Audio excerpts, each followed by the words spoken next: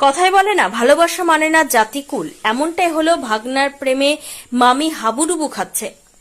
স্বামীর উপস্থিতিতে ভাগ্নেকে স্বামী হিসেবে গ্রহণ করল স্ত্রী। এই ঘটনাটি ঘটে কৈলাসহর জলাই গ্রাম পঞ্চায়েত এলাকায়। ওই এলাকার বাসিন্দা কার সাথে? বাগনাল ভাগনার নামটা কি? সঞ্জয় রবিদাস। তোমার মাইয়া কত বড়? 4.5 বছর। মাইয়া তোমার সাথে থাকবো না জামাইয়ের সাথে? জামাইটার সাথে।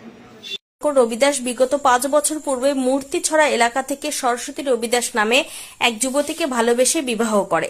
বর্তমানে ওদের সংসারে একটি কন্যা সন্তান রয়েছে। শঙ্কর রবিদাস আগরতলার IGM হাসপাতালে সিকিউরিটির কাজ করে। শঙ্কর রবিদাসের ভাগ্নে সঞ্জয় রবিদাস ওনার বাড়িতে প্রায়শই যাতায়াত করত এবং সঞ্জয় রবিদাসের সাথে প্রণয় সম্পর্ক স্থাপন হয় সরস্বতী রবিদাসের।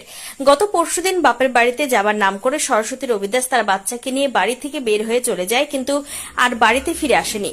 এরপর শঙ্কর রবিদাস জানতে পারে তার স্ত্রী সঞ্জয় রবিদাসের সাথে পালিয়ে গিয়েছে। গতকাল কৈলাসহর মহিলা থানায় আর এই অভিযোগ দায়ের করে শঙ্কর রবিদাস। পরবর্তী সময় সরস্বতী রবিদাস এবং সঞ্জয় রবিদাস মহিলা থানায় এসে দ্বারস্থ হয়।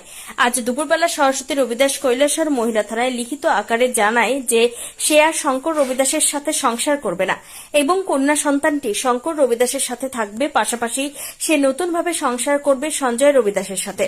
এতে শঙ্কর রবিদাস ও স্বাক্ষর করে, কিন্তু স্ত্রীর মায়ায় কান্নায় ভেঙে